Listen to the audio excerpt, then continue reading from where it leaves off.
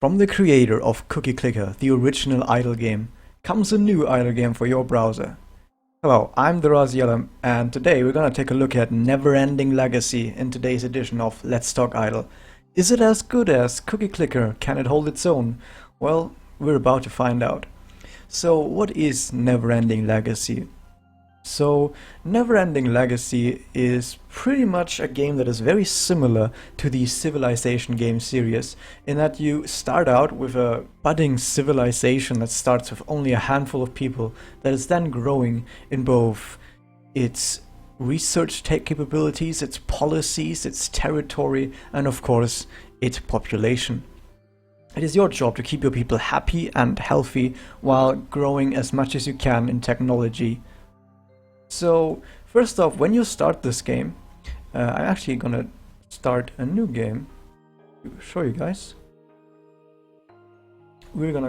First off, you start by naming your leader, and you get a few people and a bunch of very basic resources to start out, and then you can select your starting position. You want to be in a pleasant spot, in an awful spot, or in a random spot. So you will then start off with the ability to give your guys jobs. You start off with 5 people and you can tell them to gather stuff. You can tell them to become dreamers, which are like researchers. You can tell them to become wanderers, which are basically explorers, not to be confused with scouts that appear later in the game. And from there on, you try and build your civilization and become bigger and bigger. You unlock new research that allows you to grow your civilization, and step by step, by unlocking new production types, new territory, new policies and traits, your civilization can flourish. So what do each of these things actually do? So your traits are just passive bonuses that you will acquire over time and just randomly happen. You have the research capabilities that require insight, which is generated by your dreamers over time. It might also require something called culture, which is something that is gained through a different job that is explained later in the game, the storyteller. As you unlock new technologies, you will unlock new things like housing, civil buildings, crafting opportunities, gathering jobs, political jobs, and so on. The most important part here in the early game, when everything is still slow and you only have about 15 people, is that you're gonna spend a lot of time, many in-game years, having a bunch of people die all the time and then getting born again, and you're not gonna really go anywhere. You're probably just gonna be stuck on like 15 people. In the early parts, it's very important to go towards 2 very central things. One of those things is the sedentism, which gives you shelters, which allow you to get housing, pretty much. And the other one is scouting, this one. So between scouting, which allows you to get more territory, and housing, which allows you to get more people alive in your tribe, these will be the first 2 big breakthrough technologies that will catapult your civilization forwards. So why is territory important? When you start the game, you will only have one singular territory, and depending on how much territory you have and how well explored your territory is, you will gain access to different goods, and you will also gain more goods. So when you start out with a single tile that is not very well explored, you will only have a handful of goods available, and you will get not that many of them. But as you explore each tile, well, starting at least with 1 tile better, which is done with explorers, you will be able to get better resource gains. And later on in the game, once you unlock the scouts, which is the important breakthrough, you will be able to unlock multiple tiles. And it is at that point that you can finally make your first big step in gaining a lot of resources. And you will need a lot of resources for everything that's going on in the game. The other breakthrough, the housing, basically when you start the game, you're going to have 15 population maximum. In order to get more people, you will have to get housing. So that is why this is the first big breakthrough. There are also a ton of other things that happen in this game, and as you can see, your main production screen is gonna get really crowded. But for the most part, a lot of this stuff is fairly simple or not even needed. So you have your basic jobs like gathering stuff, science stuff, and culture stuff, and then you have your exploration stuff.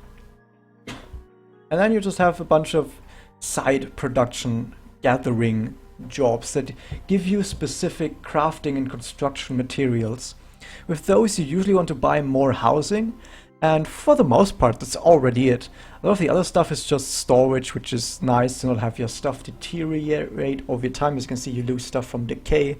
You lose less from decay if you have more storage. You want to have people that make fire. You want to have people that craft very specific stuff.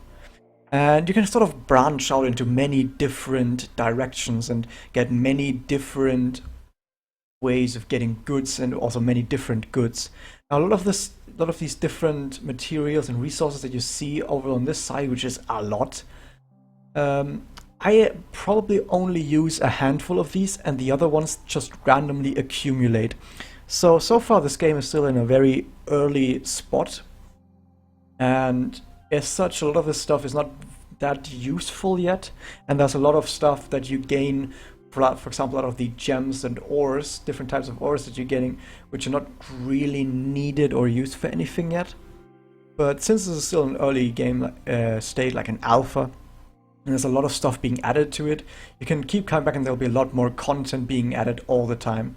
However, the core gameplay is already in play, which is why I've decided to make this video, because the core gameplay is not going to change, and that's good enough to judge what type of game this is and how this game is going to work out.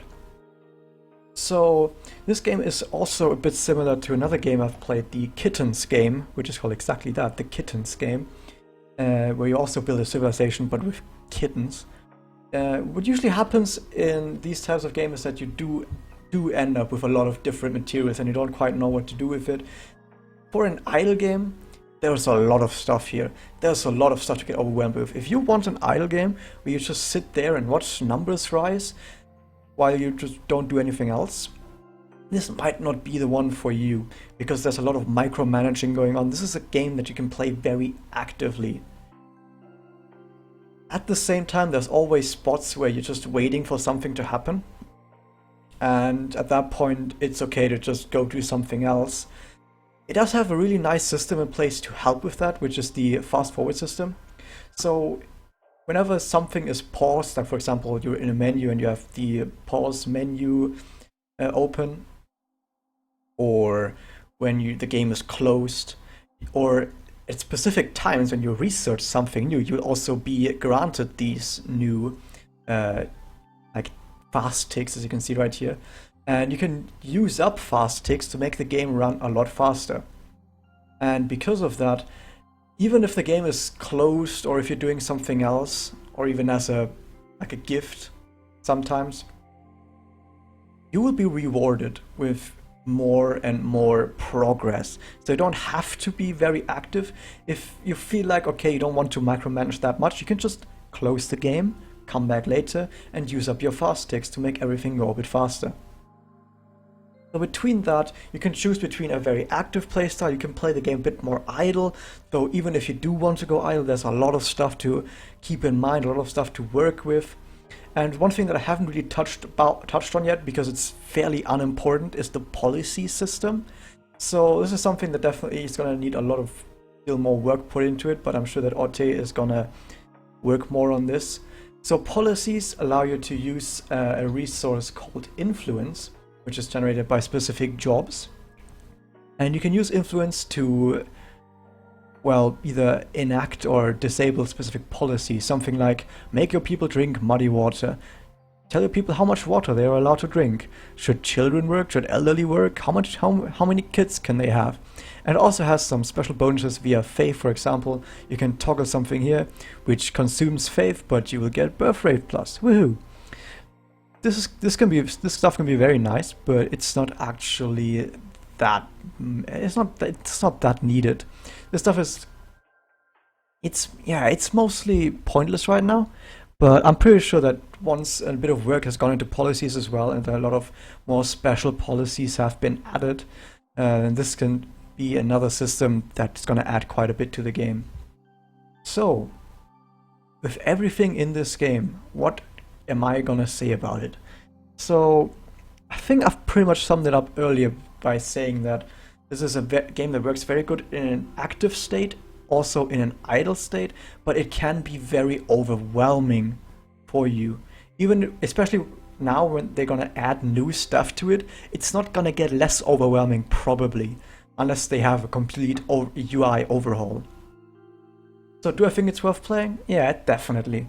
I played through pretty much the entire content there is right now, the game ending with building the wonder, and then ascending and then playing the whole game over again. So it does go fairly quickly. I've done it in a few hours maybe. Like, let's say it took me like 8 hours or something. So it did go fairly quickly. And so far ascending and resetting the game doesn't really do that much. It makes your next playthrough a tiny bit faster by giving you more fast ticks. But that's about it. So there's also not really a reset system there. But there are many different places where it looks like there's gonna be something added to it, like, oh, there's gonna be achievements that are gonna do stuff. And as you can see, for achievements, you're gonna get something, you know? And there might be new tabs up here where something really crazy could happen. There might be new special policies. There might be new traits that you could get, even further research, more uses for all your different materials. Now, like I said, it's going to make the game a bit more overwhelming, but if you really are interested in this sort of game, and if you like Civilization, if you like Kittens Game, maybe in case you've played that, then definitely go check it out. What it does really well, and now is probably the best time to get used to it. I'm going to drop a link to it, this game, in the description, so you can get used to it right now. And then when they add new stuff, you're already used to it, so you can let the new stuff flow into your game knowledge very naturally. So yeah, this is NeverEnding Legacy by Orte. Hope you enjoyed that. If you want to see more of this, then of course give me a like, comment, favorite, subscribe, and give me a piece of your soul, as always. So yeah, that was Let's Talk Idle. See you guys next time with whatever game comes next. Thank you guys for watching. Goodbye.